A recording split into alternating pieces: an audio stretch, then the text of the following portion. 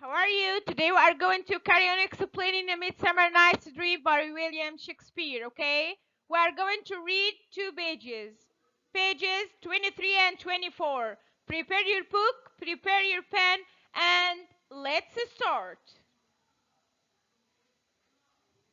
Can you remember the end of the last part that we read last time? When Apiron saw Titania, okay, and saw the man with an ass head who was sleeping in her arms. And he showed himself to her and blamed her for showing kindness or love to an ass. And he asked her to give him the boy, okay? And Titania was ashamed of being seen by her lord in love with an ass, okay? So she gave Apirin the boy. Now let's start reading this part and see what will happen, okay? Now that Apirin had the little boy he had wished for so long to be his servant, he took pity on his Titania. Of course, he had pity on her, and threw some of the juice of the other flower into her eyes. The fairy queen immediately came to her senses and could not believe her recent foolishness. She couldn't believe herself, okay, that she was in love with an ass. And she protested that she now hated the sight of the strange monster. Okay, now Apirin then took the ass head away from the poor creature, from the man, and left him to finish his sleep with his own fool's head on his shoulder. So Apirin, when he put the juice from the other flower onto Titania's eyelids, she found out that she was foolish to be in love with a man with an ass head. Okay? So Apirin took the ass head from the farm worker and put his head once more. Okay?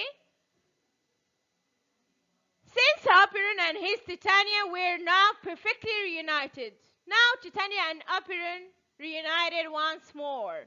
He told her the history of the lovers and their midnight quarrels. He told her about Hermia, Helena, Demetrius, and Lysander, okay? And she agreed to go with him to see the end of their adventures. Let's start the following scene, okay? The fairy king and the queen found the lovers and their fair ladies at no great distance from each other. This means that they were sleeping but near each other, okay? Sleeping on a piece of grass. To repay them for his former mistake, Buck had very carefully brought them all to the same spot. He brought all the lovers to the same spot, the same area, unknown to each other, and he had carefully removed the spell from Lysander's eyes with the medicine Apirin had given to him.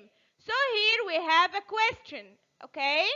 Question number 1. How did Buck correct the mistake he had made? Let's start. Underline the answer with me. Buck had very carefully brought them all to the same spot. Them refers to Lysander, Hermia, Helena, and Demetrius, unknown to each other, and he had carefully removed the spell from Lysander's eyes with the medicine Apirin had given to him. Okay? This is the answer of the first question. Hermia awoke first. Let's go on reading. Okay? Hermia awoke first, and seeing her lost Lysander asleep so near her, thought about the strangeness of his sudden loss of love for her. This means that when Hermia woke up, she found Lysander was sleeping near her, okay? Lysander soon opened his eyes, saw again with the eyes which the fairy spell had clouded, and rediscovered his love for Hermia. This means that the medicine that Oberon or Buck put on Lysander's eyelids made the spell spoil. فسد الspell التعويذة السحرية. Okay? And he remembered his love to Hermia once more, and he forgot about his love to Helena. And they began to talk over the adventures of the night, wondering if these things had really happened or if they had both been dreaming the same confusing dream.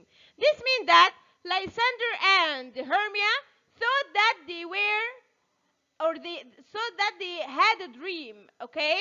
And they thought that all the things that happened last night were just a dream, okay? Helena and Demetrius were awake by this time, and since a sweet sleep had quieted Helena's troubled and angry mind, she listened with pleasure to the words of love which Demetrius still spoke to her, and which, to her surprise as well as pleasure, she saw were truly meant. This means that when Helena and Demetrius woke up, okay, Demetrius was still in love with Helena, okay? So he spoke sweet words of love to her. But this time, she listened to him with pleasure. She was very happy that Demetrius became in love with her once more. These fair night wandering ladies, now no longer rivals. Here we have, now no longer rivals. I'm going to go on, but let's take this question first. Number 2, at the end of the play, everyone got what they wished for. Discuss. We are going to write in this question that Buck brought the 4 young men and ladies together, okay? And he put the medicine from the other flower onto Lysander's eyelids. When Lysander woke up, he fell in love with Hermia once more, and he forgot his love for Helena, okay? But when Demetrius and Helena woke up, Demetrius was still in love with Helena, exactly. So Hermia got her lover, and Helena got her lover, okay? So everyone got what he wished for, okay? Now let's move to the second page. These fair night wandering ladies, now no longer rivals, became true friends once more. So they became friends once more, okay? True friends again. All the unkind words which had passed between them were forgiven. So they forgave each other about what they have said, okay? And they calmly planned together what was the best to be done in their present condition. It was soon agreed that, so they planned what would they do, okay, in order to change Hermia's father's mind, okay? As Demetrius had given up his claim to Hermia, his claim to Hermia means his desire to get married from Hermia, okay? He should try to persuade her father to remove the cruel sentence of death which had been passed against her. So Demetrius was preparing to return to Athens. For this purpose, when they were surprised to see Aegeus, Hermia's father, who had come to the wood to find his runaway daughter. Okay? So in this part, he wants to tell us that Demetrius decided to help Hermia. Okay? How he would go to her father and tell him that he didn't want to get married from his daughter. Okay? And try to convince him to get rid of the idea of having Hermia dead, okay? So, while they were planning, they found Aegeus in the wood. He was looking for his daughter. When Aegeus understood that Demetrius would not now marry his daughter, he no longer opposed her marriage with Lysander. So he approved of her marriage to Lysander. but gave his permission that they should be joined together on the fourth day from that time, the same day on which Hermia had been told she would lose her life. So, Aegis accepted or approved of Hermia's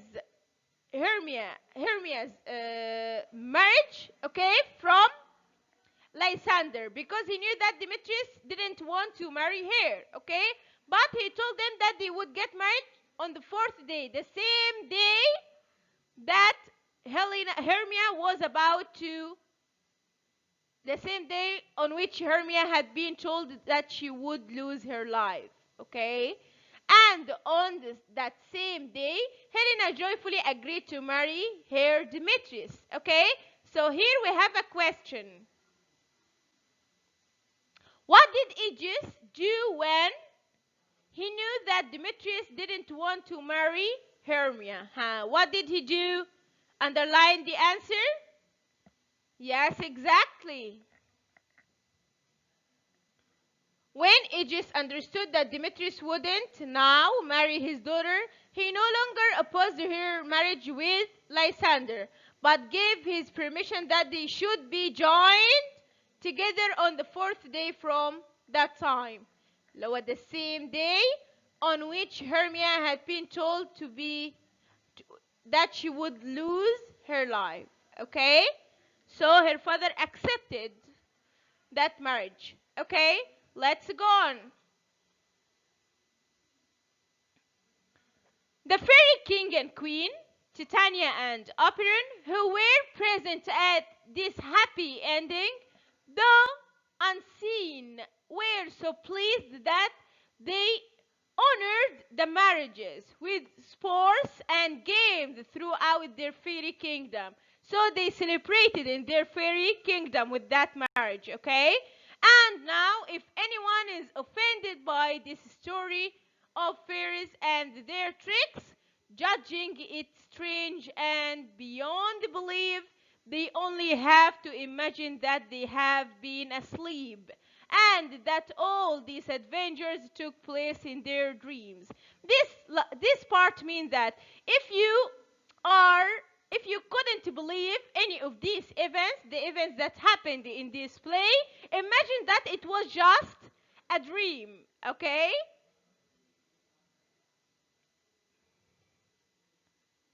Okay. Now, your home assignment, you are going to answer these questions and write the answers in your copybook, and I'm going to see them next time, inshallah, with my best wishes. Okay? By this part, I need to tell you that we finally finished our play for this term. Okay? So, see you inshallah next time. And I'm going to see your homework with my best wishes, Mrs. Wala Lashin. Bye bye.